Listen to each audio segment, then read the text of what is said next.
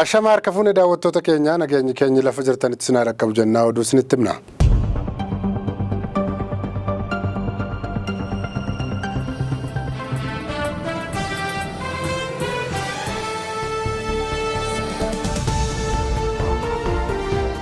Kaleessa halkan magaalaa Finfinneetti balaa ibiddaa mudateen lubbuun nama tokko yoo darbu namoota lama irratti ammoo miidhaan qaqqabeera.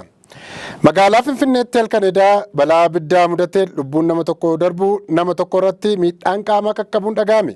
Balaan ibiddaa kutaa magaalaa Boolee aanaa 12 bakka marfata Maariyaamii Bulbulaa jedhamutti mudateen lubbuun shamarree umurii waggaa 20 suuqii keessa hojjetaa turte tokko darbu koomishiniin hooggansa sodaa balaa magaalaa Finfinnee ibseera.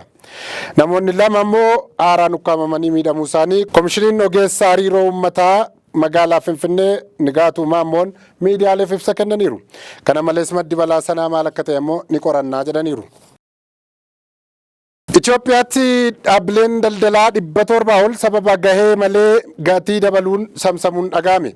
Imaammanni bulchiinsa Sharafa Alaa haaraan hojiirra ooluu hordofee dhaabbileen daldalaa sababa tokko malee gatii dabalanii fi oomisha kuusanii argaman 711 saamsamuu ministeerri daldalaa fi walitti hidhaminsa naannawaa beeksise.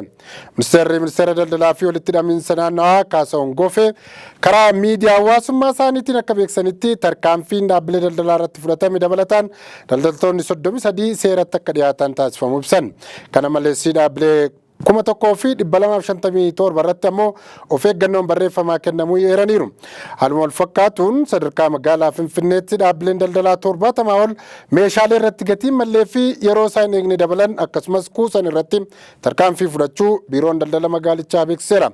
Oduma wal fakkaatuun gocha daldala seeraan alaa deeggaruunis qarshii 50,000 fi adabbiin cimaa waggaa 5 akka nama adabsiisu dhaga'ameera. Meeshaaleen daldalaa dhoksuu fi kuusuun seera cabsuu ta'uu kan eere ministeerichi qaamni gocha kana raawwatee argame gurgurtaa waggaa isaarraa 510 kan adabamu akkasumas adabbii cimaa waggaa 5 kan isa eeggatu ta'uu yaadachiiseera.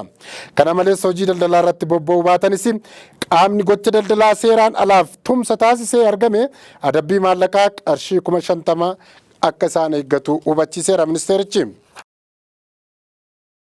Lammiileen Naayijeeriyaa sababa qaala'insa jireenyaa rakkisaa jiru wal qabatee mootummaa biyyattii irratti hiriira mormii ba'an. Biyyi baay'ina lakkoofsa uummata Afrikaa irraa sadarkaa duraa qabaattu Naayijeeriyaatti dabalii gatii waan nyaataa fi boba'aa irratti taasifamaa dhufeen hafuura baafachuu nu dhowwe jechuun lammiileen guutuu Naayijeeriyaa keessatti mormii mootummaa isaanii irratti adeemsisaniiru. Mormii sa'aatii wal fakkaataa keessatti kutaalee biyyattii adda addaatti eegalee guyyoota kurnan itti aananiif akka itti fufuus dhaga'ameera. Pireezidaantiin biyyattii Boolaa Tinubuun haaromsa dinagdee haaraa taasisuun deeggarsa boba'aa irraa kaasuu hordofee humna bittaa maallaqaa Naayijeeriyaa naayiraan haalaan laaffiseera. Kan hordofuun qaala'insa jiru mudateen lammiileen Naayijeeriyaa mootummaa biyyattii irratti hiriira bahuun mormaniiru.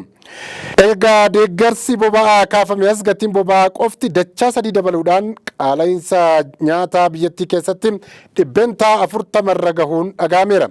Lammiileen biyyattii mormii karaatti baanis Boolaa Tinubuun mee hafuura nu baafachiisi jechuun gaafataa jiru.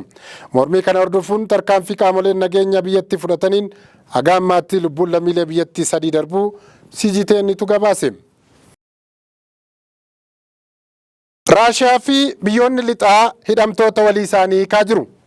Bulchiinsi Baayiden hidhamtoota walii hiikuu irratti Raashiyaa waliin waliigaltee irra gahuu miidiyaaleen biyya Ameerikaa gabaasaa jiru. Biyyoota lixaa fi Raashiyaa gidduutti waliigaltee raawwatame kanaan walumaa galatti hidhamtoonni 24 ni gadhiifamu jedhameetu yaadama. Kanneen keessaa immoo lammiileen Ameerikaa 3 Raashiyaa keessatti hidhamanii jiranis ni argamu. Lakkoofsi namoota warra lixaa Raashiyaan hiitee har'a gadhiisuuf jiran 12.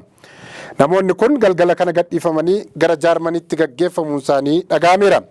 Gama kaaniin lammiileen Raashiyaa 8 irraa hedduun isaanii tika Raashiyaa waliin hidhata qabaachuun shakkaman ni gadhiifamu.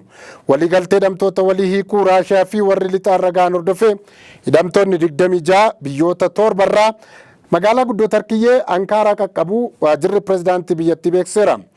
Hidhamtoonni 26 kunniin Ameerikaa, Jarman, Poolaand, Sloveeniyaa, Noorweey, Raashiyaa fi Beelaaruus irraa gadhiifamanidha jedha ibsi waajjira pireezidaantii Erdo'aan irraa bahe.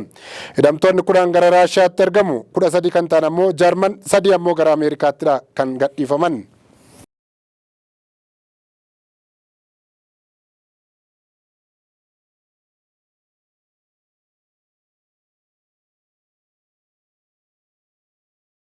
Egaan kabajamtoota daawwattoota keenyaa oduu guyyaa har'aaf jenne kanumaan goolabnaa turtii gaarii isiniin jenna.